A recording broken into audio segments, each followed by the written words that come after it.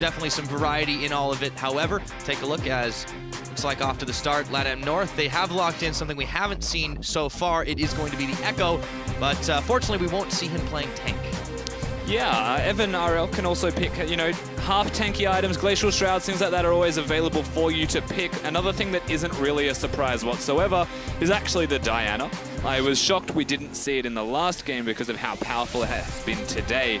Say is able to get that one for Team Ice. Yeah, we're going to have a Rengar on Rengar in the jungle as well, as both Audi and Revolta have picked that up, and the LeBlancs are locked for the top laners. So a lot of teleports on this squad too. This early game is going to get wacky. Interestingly enough as well, Kami has chosen to lock in the Kassadin, and he's going to be playing that. I guess that's a historical throwback where Kami is just saying, I used to be a god, I'm now a god again at Assassins, and Kassadin was one of the OGs that everybody used to play in the middle lane. He is going to be against the Diana, which is effectively a free level 6. And Diana with a free level 6, pretty nasty. Yeah, we saw what could happen when a Diana gets unchecked on the map. A lot of mirror matchups, though. 2 Pantheon supports. Normally, we've been seeing the mismatch with it one in the top and one in the bottom, but with both LeBlancs going topside, this is going to be a little different.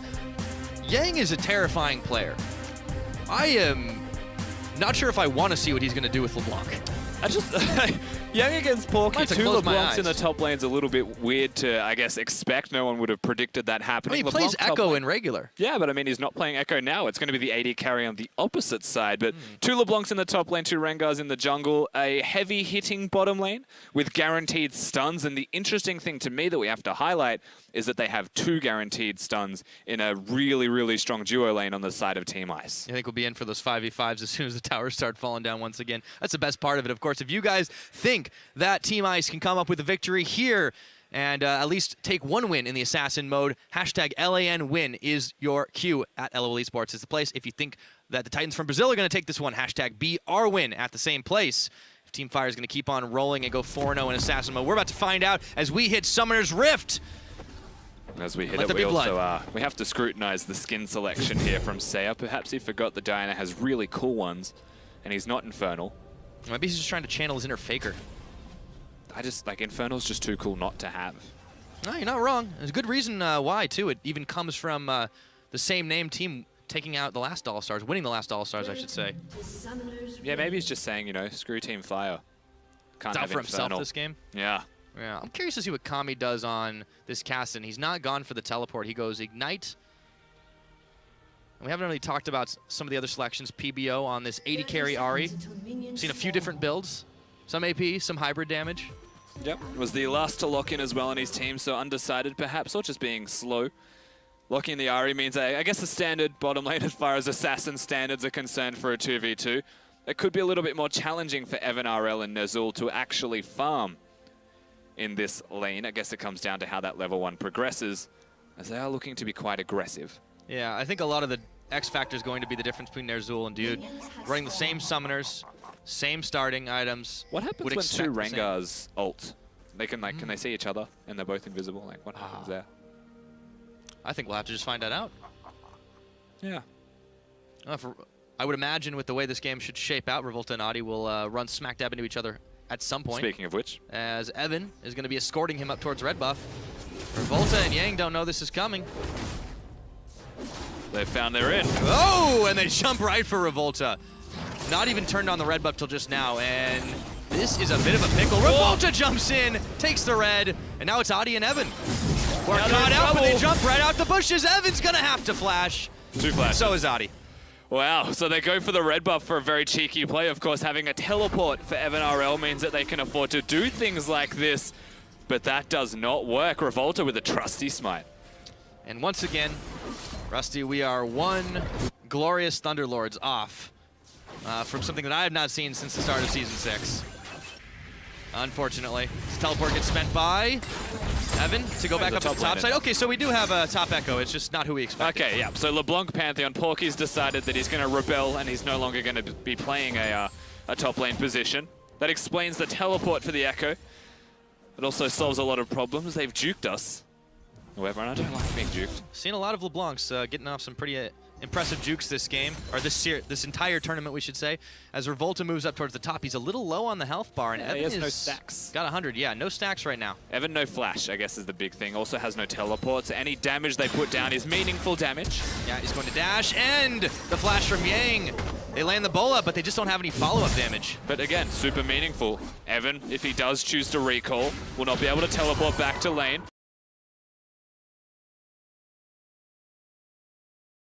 Because they tried a really cute play at level 1 by invading that didn't work. It's a nice attempt from the LAN North squad as Revolta heads back towards River and takes down Scuttle Crab. Consolation prize, but it can't fight back, unfortunately. Imagine if you had an Assassin Crab. What? That would add some complexity. Assassin Crab. Yeah. Also, why doesn't Scuttle Crab only go sideways? That is a really good Just question. consider that. It really should. It doesn't really scuttle, does it? Nope. Well, back towards the bottom side. We've got an 80 carry LeBlanc now. I guess we call this a kill lane, but everything's a kill lane in Assassin mode. Seiya's actually getting pushed back by Kami. This is a little bit different than we expected. Yeah, it's an Ignite on the Cassinan as well, so he has a little bit more pressure, and does quite well into Diana this early also. Yeah, Corrupting Potion doing favors for him right now. Don't really expect too much gank heavy action down on the bottom side. Revolta and Audi were both set a little further behind. Where are you off to? They're going for a roam, though. Kami's got to watch his back.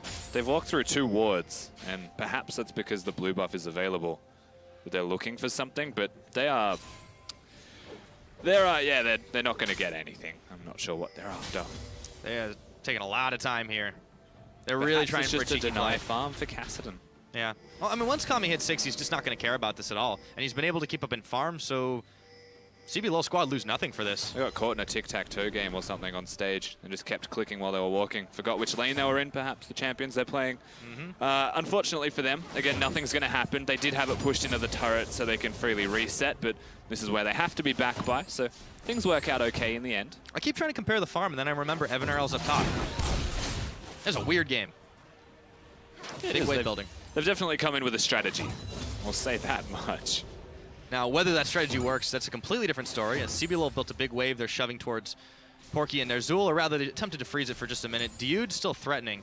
With both Pantheons here, this definitely becomes a game of chicken to see who can hop in first, or who can hop in after the fact and nail it. Revolta keeps clearing the crabs out.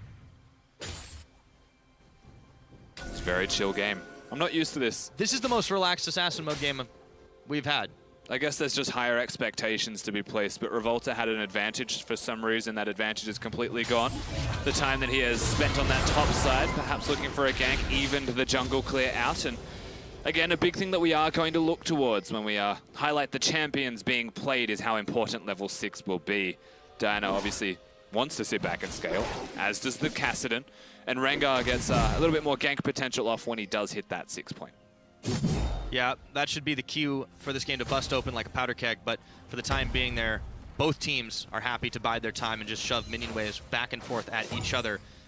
A couple of Doran's bot on either side, and of course the Negatron Cloak finished up for Seiya.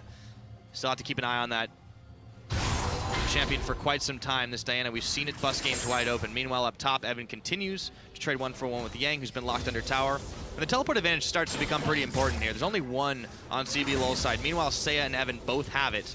So both top laners, I'm going to use air quotes when I say that, and the mid laner of Team Latin America North. My immediate expectations go towards the red buff that Revolta is currently at on this Rengar. So if Evan is somehow able to be a really good top laner as well as AD carry, then we might see him ward soon in an area that will spot Revolta before he can even use his ultimate. Yeah, but Yang's jumped in. He's going to land the chains, and Evan's half health. Can't even get the convergence off, and Yang just too slippery. Meanwhile, Adi and Seiya have gone on a roam here, but Revolta is playing ring around the red buff. Yeah. Oh, this is a bit awkward. Okay, so here's the answer to the question. It looks like you can't see the Rengar, and Kami can't finish the job, but Revolta finds Seiya on the bullet strike. They jump for him. Kami waiting to jump in, but Evan's going to tag his way in. Yang's here as well. And he jumps. Does he have the damage? It looks like it. That is going to be first blood and some change. Oh, Audi. Revolta picks up Evan and gets a double to take down Audi. blast cones his way further into the jungle, and that's 3 kills for CB LoL. What a disaster. Adi revealed himself by walking out of the bush, and Revolta just saw a free kill opportunity for another free kill effectively. And now Fire, the CB LoL team, they open it up. The best part about that is as soon as everybody backs, you can see them buying control wards, and then I was about to laugh and be like, oh, that's a great reason, but then, oh yeah, that doesn't stop invisibility. Anyways. We do, of course, get to see this again. Rengar only seeing the Kassadin. So going in, Adi making a big mistake as Revolta was directly behind him, and that's how this trade goes sour for the side of Ice. And this is where Yang comes in to seal the deal and find those kills. And we answered your question, Rusty. No, not Rengars quite. cannot see each other. They can. It's just the change.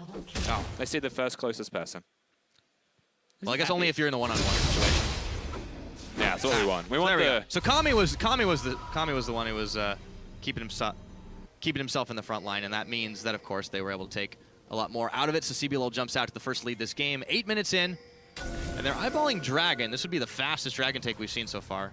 And it's a Mountain Drake. If there's one thing Assassins cannot do, it's take down turrets.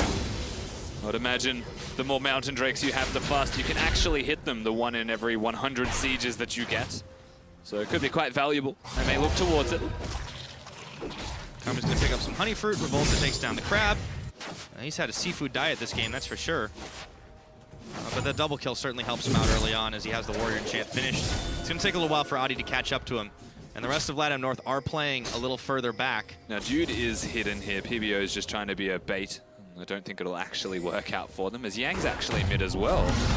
Saya has got to watch his back. The man drop incoming will force him away towards the wrong tower. And all of a sudden, there are 4 members of Team Fire right on top of him. And Revolta picks up his 3rd of the game. Yeah, there may be Assassins, but they have a lot of mobility as a result of this, so there's no running away as Saya. And we're not seeing a Miracle Dana performance early into this game just yet. They do keep taking him out. And again, Yang, a big deal. So, holy moly, dude's gonna have to flash away, but he may not get away. I don't think so, as Adi will find him. Those Rengars are starting to come up big. They definitely are. Always a threat, as once again, Yang's just trying to do his best. He can wave clear and half-health somebody in one go because LeBlanc is a dirty champion. Yes, indeed. Yang is, like we said, he's a beast, and he's gone for the Magic Pen boots to start this game off. Still working towards his first completed item, and on the other hand, well, Evan's going to have a while before he gets up to there. He's had to give up a lot of farm just by going up towards top side, and you can tell he's playing a little scared of Yang. It also looks like a GLP 800 is the item of choice to Kami. Not something you often see with Kassadins. Usually want the Rod of Ages, but GLP immediately scales. Remember, it's Assassin, so you want to be scaled up as quick as possible as they all get their Ghost Blades around their first big item spikes. You want to be just as strong. And I was wondering why we were seeing a Kassadin at all, and maybe this is a supplement to it. Gank the lane, get it ahead at least a little bit, and then let him start to scale up sooner. Yeah, it's an interesting choice. So keep an eye on Kami in that mid lane and see how his plan works out here. You can already see now, back towards the bottom side, PBO starting to get rolling. And he's got a very interesting Ahri build himself. It definitely does. We've got an AD Ahri. Maybe it'll be a Hextech Gunblade one more time. Again, we've already heard in the interviews that they've had, Brazil have scrimmed Oceania and a couple of other regions, including Turkey. So the build could be consistent throughout all of them. Yeah. You might say contagious. Definitely seen a lot of Ahris in that AD position, and Adi is going to dodge away from Bola from Revolta. Gives himself up though, but he's roaming with Kami here, and Ner'zhul puts the ward down and realizes they may have to back off this turret. It's 4 members down bottom. Maybe not, as there's not much wave to deal with. If they are ever going to siege, it does revolve around having the Ahri nearby, even the LeBlanc perhaps, because they're ranged, and you know that's the single most important part before a Pantheon uses his ultimate to get in somewhere. These guys just don't want to give up the ghosts. Latin American North playing back and letting some tower damage be dealt as CB LoL roves around. 12 minutes into this game, we've only got 5 kills. I mean, it is a really, really low kill cam for an Assassin. Yeah, it is. And Evan RL playing like a typical AD carry would as it hits mid-game. He's going to sit in the side lane. This time he just happens to be an Echo.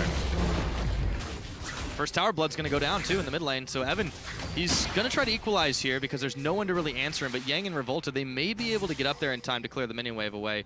Looks like he won't finish the tower off after all, so CB LoL still stacking that gold lead up. Yeah, and just being invisible means that Evan has to show some respect. The ward is going to be cleared. So timing very efficient here from Yang and the rest of the Brazilian teams. Things looking good, honestly, for our red side. Yeah, there's really nothing to worry about for those guys, but we've seen these games turn on a dime. It's just they're not giving an opening. They're not giving a chance for the LATAM North team to really do much. Yeah, they're just, like 50 said, just, you know, laid back. It's a picnic on Summoner's Rift. An assassin picnic. And the menu is scuttle crabs. They really do like those scuttle crabs, actually. Well, vision's pretty crucial when you have 5 roamers on each squad, you'd imagine. Speaking of roamers, Adi, oh, he's a jungler. I guess that's kind of his job. Yeah. No, he's definitely going to try and do something. Of course, won't find it. Adi not being as efficient as Revolta in terms of the Rengar off. Unfortunately, we didn't get the LeBlanc off, so to speak, in the lane. We got juked, man. As we are, yeah, we all definitely got a pump fake, and they got around us towards the bottom lane, so he's an AD carry. Also, the Pantheon on Pantheon has not been as exciting as I anticipated. There's definitely nothing exciting about 2 Pantheon supports. I will, however, pay my respects much more towards Dude than that of Nozul, simply because of the item build. Lethality is a really good scaling item in terms of levels, but you may as well just get all of the long swords in the world. Just be PDD. And just smack people sooner. Well, we're starting to see items actually stacking up a little bit more. Yang's got himself a Morellonomicon already now. The GLP does get finished. We're still waiting to see if PBO is going to go ahead and turn that Bilgewater Cutlass into an Hextech Gunblade, and then we might start seeing the rove around from CB LoL as they still are sitting pretty on a 3,000 gold advantage. It is sitting pretty, but I'll tell you what they are doing. They're sitting boring. That's true. They need to work it out. They need to fight. Man up. You heard it from Evan. You know what? It was Evan himself that said this is man mode. I am distinctly seeing a lack of that from him right now. Yeah. Well, we have to call him out when appropriate. And unfortunately, they feel a little bit more inclined to fight the environment. However, they might have the fight brought to them. CB LoL moving in, but they're just only going to find a control ward. You can see Latin America, they're just melting away into the night whenever the Brazilians come calling. They're being afraid.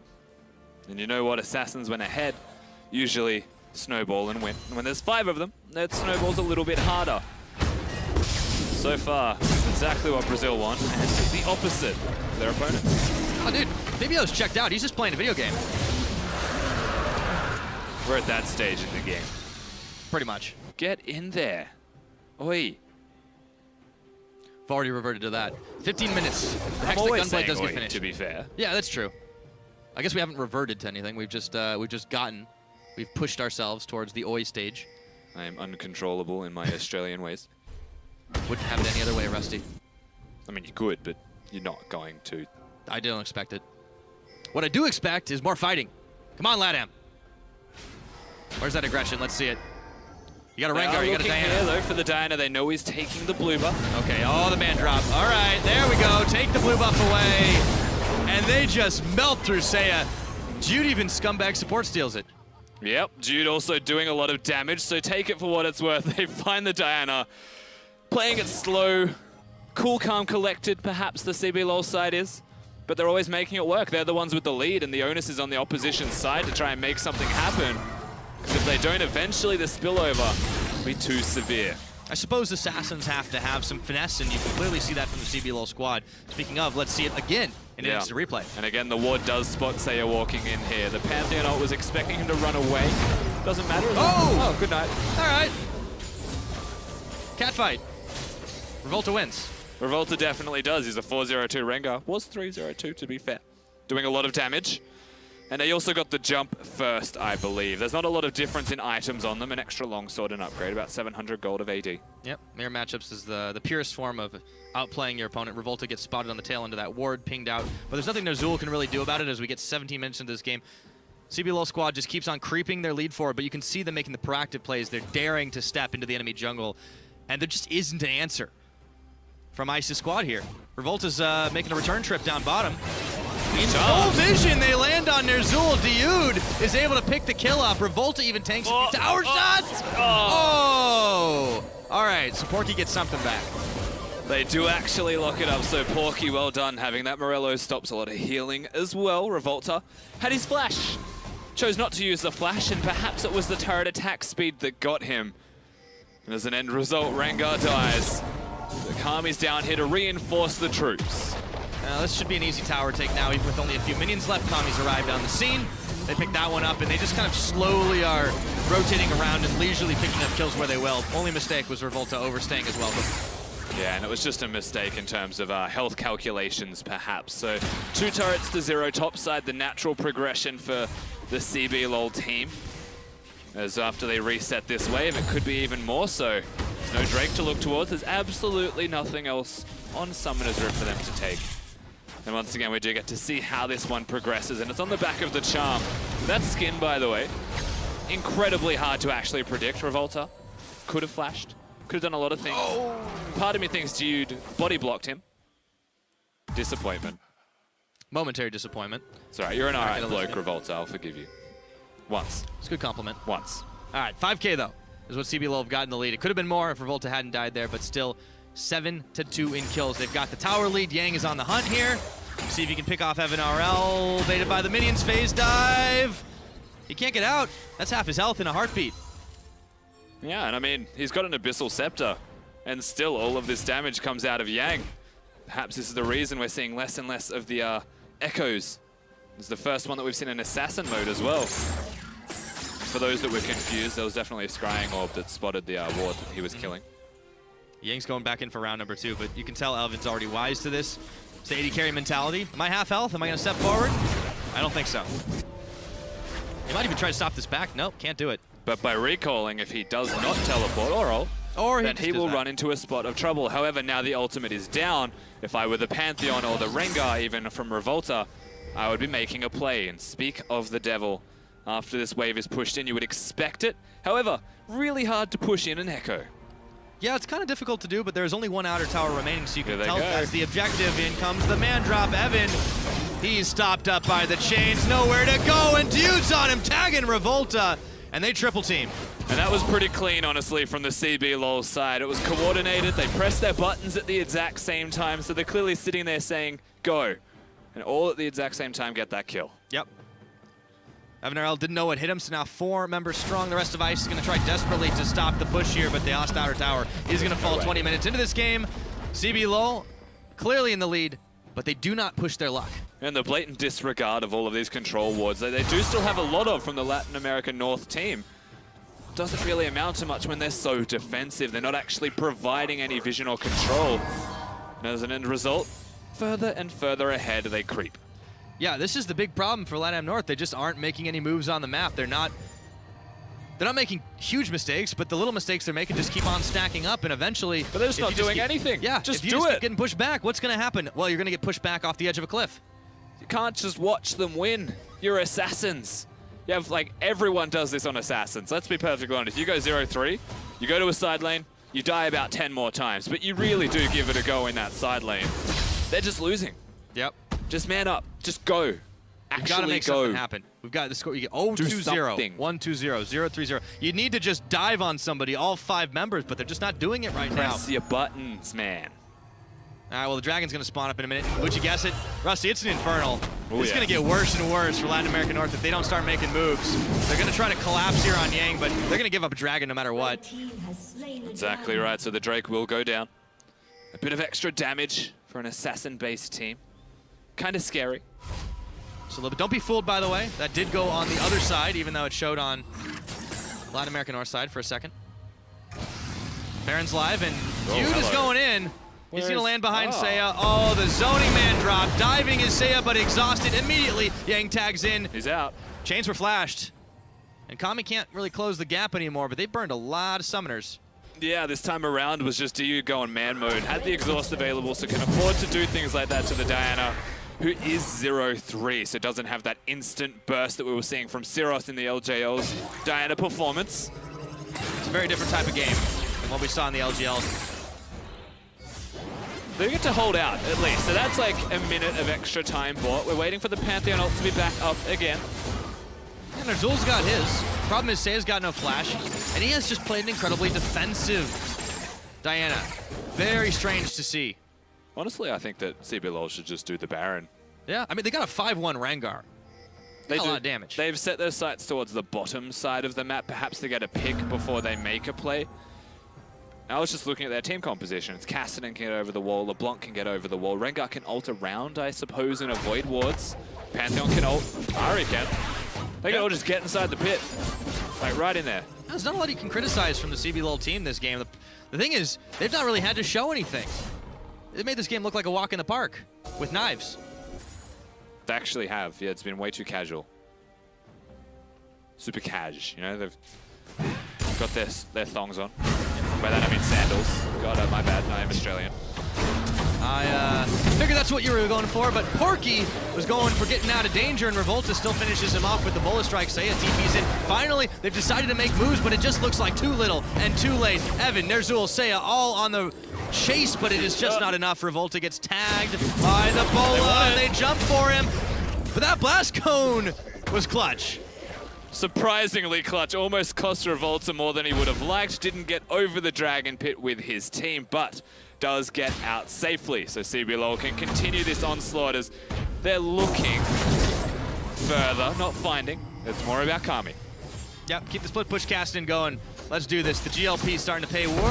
Let's see if PBO can make a play. He tries and he stays alive, and Revolto tags in to kill Saya. Meanwhile, down bottom, further Yang is looking for Ner'zhul. Still has a mini wave to work with, and Evan is gonna have to chrono break, but Kami is on the chase. He dashes, he dives, but it's not enough. Kami with the big kill. Absolutely no chance, unfortunately, this time around for Evan RL on the bottom side of the map. Lots of fighting has continued to happen, and again, not recalling, not relenting, and just being constantly aggressive. The response from LAN, sit down and take it. It's a little bit saddening, it's disheartening. I want them to do better. Yeah, CBLOL just keeps slowly turning up the heat knob. And Latin America North are starting to crack under the pressure here. It is 2 kills. They are trying to make plays, but they're all reactive. The Brazilians are choosing where and when they want to fight, and there just has not been a quick enough response. And as a result, you can see the waves pushed in on all 3 lanes. There just is no answer. Everything completely belonging to CBLOL, as he is using that to clear vision, because that indicates the Baron is where they actually want to go towards. As we do get to see this fight again on the bottom side, it was surprisingly a bait. Saya thought he could get PBO. He could not get PBO because Ari has a lot of mobility, and he's the one that gets baited in, incidentally, of his own mistakes. Kami going for a turret. Evan thought he could take advantage of that fact, and Ignite, kind of a big deal against an Echo who does go down. Yeah, and Kami just making that look simple enough. You can see why he took the build he did, and Porky, he dives in, he dashes out, they tag in the rest, and Revolta might be isolated. This should be a big shutdown. Audi gets some revenge. A rare big play here for LATAM North, but they still lose a tower down bot. Yeah, again, another movement from CBLOL. They have the win effectively in their sights. They're looking for it, and getting the turrets is another step in that direction. Still, we're waiting for the items to be seen from the opposition side. Maybe they can group up and make a big effort together, because again, Assassins ahead or behind still have a lot of base damages. However, Saya. Oh, there's the man drop. Dude just keeps on using that to zone out. Instant exhaust down, and they should finish him off. Dude got a little dangerously low there, but unfortunately for Saya, he just couldn't take the 1v2. Starting to learn, starting to play a little bit better, and you can see him picking up a few more items. He does finish his Nashor's Tooth. We saw Evan had already gotten himself the Lich Bane, but you know, when you're 26 minutes into an Assassin's Mode game, you expect these items to be done a lot sooner. You absolutely do. You also expect more than 15 kills total in 26 minutes. A little bit more cool, calm, and collected from the CBLOL side. And from what I've been hearing, their scrims were definitely not like this, so I'm not going to put onus on them. They want it, and a Trinity Force apparently is what Ari wants. Yeah, it's not a build I see every day. But AD Ari and mixed damage Ari has been the build du jour. So PBO just says, let's have some fun with it and see what we can get. And you know, to his credit, he has definitely improved his score over the last time we saw him play. Last game it was, well, it was normal summoners, but it was PBO. Oh. There you go. Let's see how this works. He still hasn't upgraded his boots, by the way. He just hasn't had to. Oh, Audi. Audi! He gets taken down. That's going to be A big double kill for Kami in the mix, looking for Nerzul, the triple kill. Chrono break back. Kami is still alive in this one. Porky picks up Yang for revenge. Revolta, the quadra kill. No, Can he do the fifth? Flashing, shutting down. No, Seiya denies the penta, but they still nail the ace. Kami was already dead, so there was no chance of him getting a penta. That was crazy. He already used Ignite. I thought it was on the last champion. Not exactly a denial. I'm going crazy, Rusty. You're definitely going crazy, but Brazil still get another one team fight. They're now pushing towards the bottom side of the base. Would be an inhibitor at the very least. There's 5 seconds roughly to the rest of the team. All right, we'll see if they can get it. They're pushed off beforehand. You need to calm down. I do, man. I just wanted the action for so long and it didn't come. They do get the inhibitor. Kami makes himself quite a bargain, 4 for 1.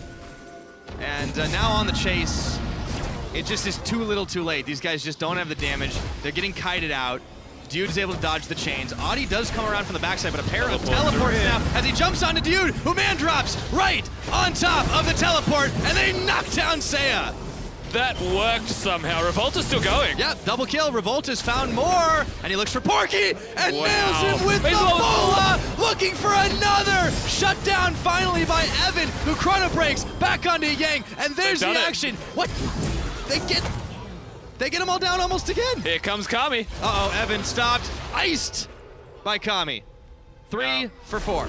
Kami's definitely still looking for the Rengar. Note that he has no mana to use his ultimate again, so he has to show some respect here. It's a big Kassadin, but when the big Kassadin isn't there, LAN have a chance.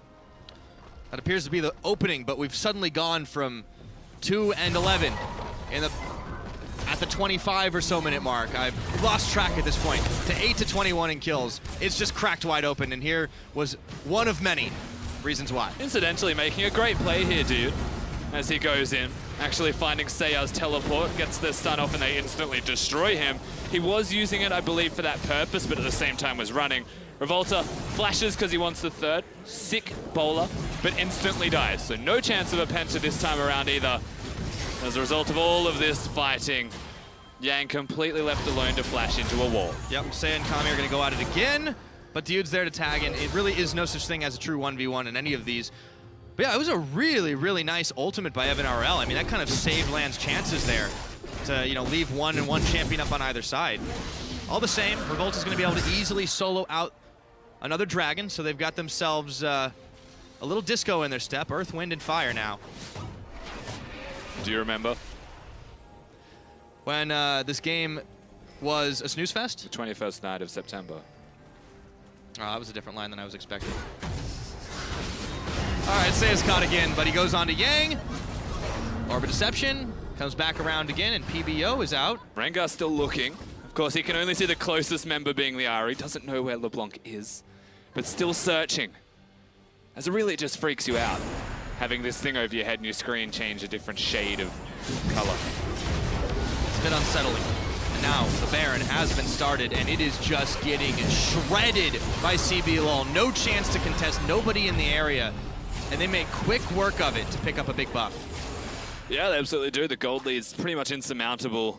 They should be able to utilize this buff, as they're not waiting for someone to walk in and clear vision. They're actually waiting to use their ultimates in unison. They know they're on a control ward, so they're actually in a safe zone. As actually... Wait just a minute. There's still 2 sitting here. Dude, PBO... This is way too many people without having Rengar nearby. Kami might be caught. Just kidding. He is a level 16 or above Kassadin. Yeah, no, he's not caught. They're never really actually caught. Now they're just playing with their food. They are, actually. Still, Latin American North have finally found some fire. They've woken up a little bit, but it is just so late in the game to do it. Revolta hops in, and that damage is huge. But Evan RL puts a bit back on before falling to Kami, and Audi is running. Nah, cannot get away. Yang picks up another big one. That is 2 quick kills, and it sends the rest of ICE scrambling back to their base. And the charm doesn't connect. It doesn't really matter because Ari at this stage is just a charm bot. The rest of his team has definitely scaled. This Kassadin is a monster. And Kami just pushes forward onto Ner'zhul. Another inhibitor is going to get fired down, and they are on to Nexus turrets. Diyud is flashing and stunning, and they are dishing out so much damage back to the fountain. Yeah. Yang tries to make a big play, but he ends up taking his own life. And now they've got no health left.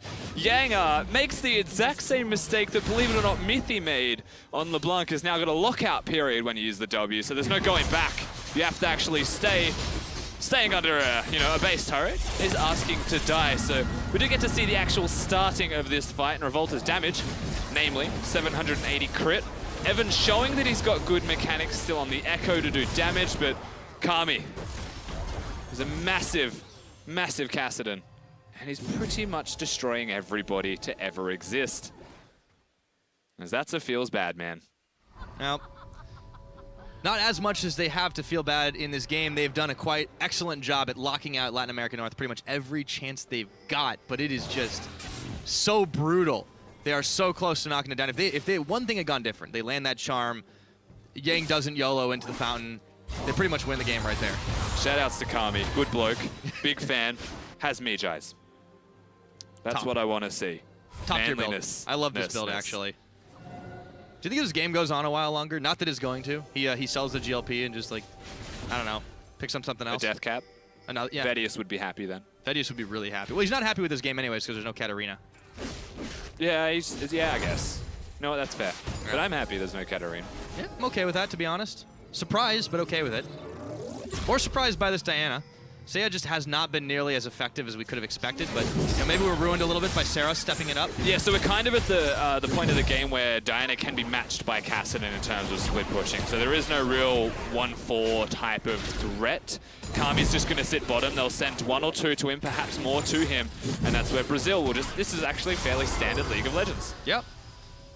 Well, it's definitely not standard Assassin's Mode, but, they've gone the more macro track this whole game, and as a result, CBLOL have left very few openings for Latin American North to get back. Again, the Baron buff top lane inhibitor is already dead. They're playing it slow, minions are about to crash, so this is the wave where you actually see them start to make some moves from the CBLOL team. There we go. Just wait until there is no resistance op, and they just keep knocking down the inhibitors. That will be the last one. Come on, they just can't do it. Just do it. This has been one of the longest games we've had on Assassin Mode, too, by the way. We're getting close to 35 minutes. Use your Pantheon button. The minions are all coming. This is the last chance saloon here. Double stack of cannons as well. Oh, supers, rather. Oh, Kami goes in. Porky! Yee, okay. Back to fountain with you. Porky's name just added a couple of Y's to it. I don't usually spell well on broadcast either. Math is one of my things I can't do. That's another one. Seiya now. This could be it. Fired low. They jumped the bola. Man drops incoming. Seiya has gone golden, and they found Dude. They found Kami. But who's found who? Shutdowns are flying, and the damage is just too real. He was trying for it, but that's a shutdown. Audi goes down, and it's Seiya and Porky left to defend the base. Nothing left now as they take Dude for their troubles. And they won't finish the game. They have to recall the fantastic sieging of Assassins on Summoner's Rift is now entirely evident, as with 2 people still left alive. Revolta ignited, Porky flashing, and he just can't do it. What? He just turns around, and he autos him, and that's the ace. That's it. 35 minutes. They just like, why not? Let's finish this game. It's all Nexus, boys. And CBLOL, walking the park, wipe the single bead of sweat off their brows. We just watched an entire game of League of Legends in Assassin Mode, and that last 10 seconds has made me just distinctly hate Rengar infinitely more than I did beforehand. That was disgusting. Kami has a giggle at the end of it all, and he was, believe it or not, 1 stack away from full Medjais. And that was pretty much the way you sum this game up. That was, I guess it was a controlled victory from the CBLOL region. Somehow they found a way to play control mages. They out-assassinated the Assassins who were playing like supports, unfortunately. I think is what we can say to contrast this victory for CBLOL, but another fire. Another Fire win. Big Fire victory. So they go 4-0 in Assassin Mode today, and that is, considering how close the games were yesterday on Summoner's Rift and the 1v1 coming down to the final game, Team Ice needs to find something left. Otherwise, they are in serious danger of, losing out insurmountably. Yeah, I believe they need nothing short of a miracle. So the 1v1s have to go both to Ice, I would imagine, is the next best step. But kicking it off on the perfect foot here is Team Fire. Oh yeah, big statement for them in all of the Assassin Mode games. This one being a much more one-sided affair than any of them, in fact. The closest Assassin game, I would say, to a stomping is, do what you can. Not everybody plays Assassins. Granted, I definitely do not play Assassins. No, I couldn't do anything. I know Stress doesn't play LeBlanc as an example for you on top of that, but, Brazil clearly do.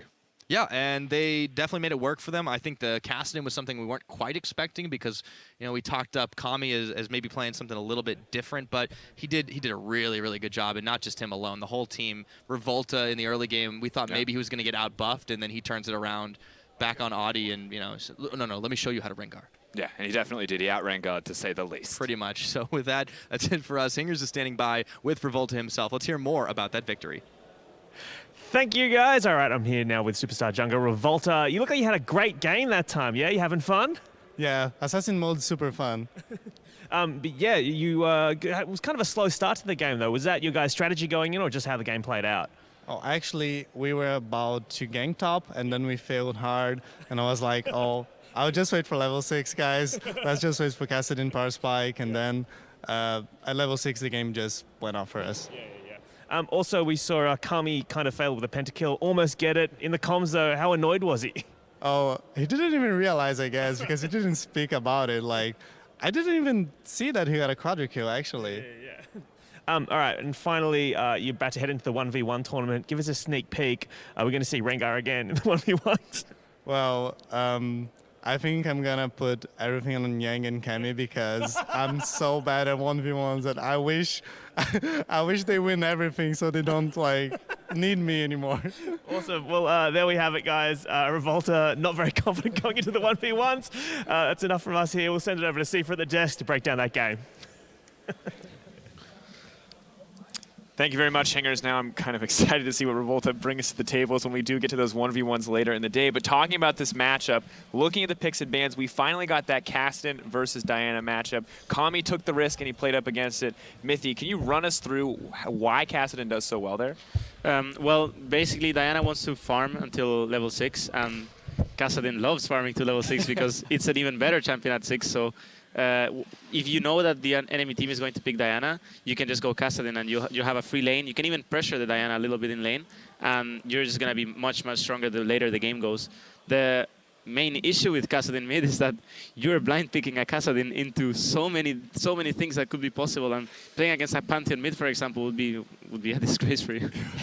In the end, though, does get the matchup, so it works out. And of course, combined with the power of Revolta, it does feel like he was able to pull out an incredibly effective early game. So if we take a chance to look at some of those early kills, we can see exactly how Brazil found those early leads. Yeah, and it kind of goes back to the pressure game overall, the fact that level 1 went so well for them, although we're actually going to take a look at the mid game. So this is already after Revolta has gotten that snowball going. He teams up with Kassadin, and he's now going to snowball the mid lane ahead. And as soon as those two champions are ready to go, it's just about moving that power point wherever they want on the map. Just piling everything on Sia time and time again, and this was actually reminiscent. I know this was Assassin's Mode. This was reminiscent of what happened in yesterday's game when Naru was playing up against him on Summoner's Rift in the regular mode, because after this, the LATAM North team just don't really seem to know what to do if Say is behind. The jungler ends up being behind in the matchup as well, and you know, Adi kind of goes, I don't really know how to compensate for this, and LATAM North just kind of sit back and sit at their turrets, and suddenly they lose mid-tower, like everything goes wrong. And that's what's to be expected, and you have fundamental changes to the vision game, so as soon as you lose that initial snowball, you pretty much just have to watch yourself bleed out, so Latin America North can do nothing but hide under their towers. Well, bleeding out, you talk about that, but it took a very long time, one of our longest games in the Assassin modes, if not the longest. Why was this,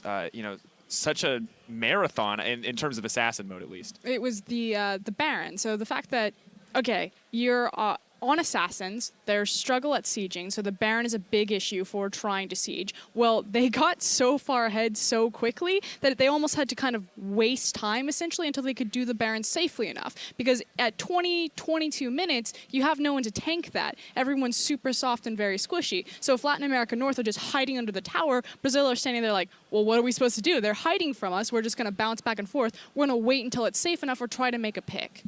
Interesting, Mithy. Did you have any thoughts? Is there anything you think that Brazil could have done better to kind of execute there at the end of the game? I think that Brazil did a good job. As soon as you get mid tower so early, especially when you have a Kassadin in your team, you're basically prone to lose the game, honestly, if the other team plays well. And I think Brazil did a good job at snowballing mid tower into bot tower, into top tower, and then try to pressure the tier 2s, which is not really an easy thing to do, but they managed to put enough resources on the tier 2 bot that basically made them able to get the tier 2 top lane on the other side. So I think they did a good job at just stalling time and like Frostcurrent said, wait until they can actually do Baron, because even though it's 20 minutes and they have full pressure in the game, no one can tank it. And it's such a risk to walk into Baron and let's say they get an orb there, they get some kind of way of figuring out that they're doing Baron, they can all fight them there and they will all die because they're taking so much damage from the Baron. Yeah, and I mean, at the end of the day, Brazil closing it out, and that is yet another win for Team Fire. So with Assassin's Mode done, let's take the opportunity to look at how the teams stand, starting with Team Fire, who are above and away our big team here. Japan 3-0, Turkey 2-0, Southeast Asia and Brazil each 1-1 respectively, and that puts Team Fire at 7-2. They certainly have brought the fire today, that's what you can say. With a clean sweep so far. I mean, Ice need a good performance in the 1v1 so they don't get frozen out of day 2 here.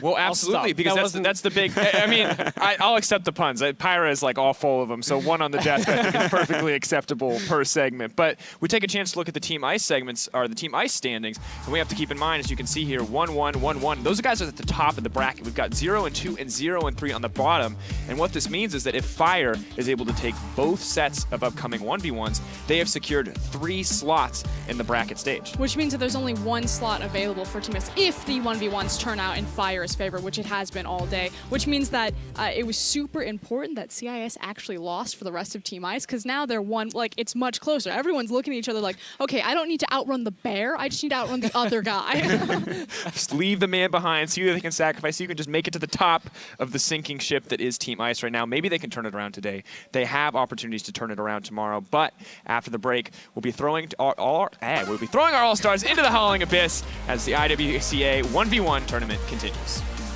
Easier.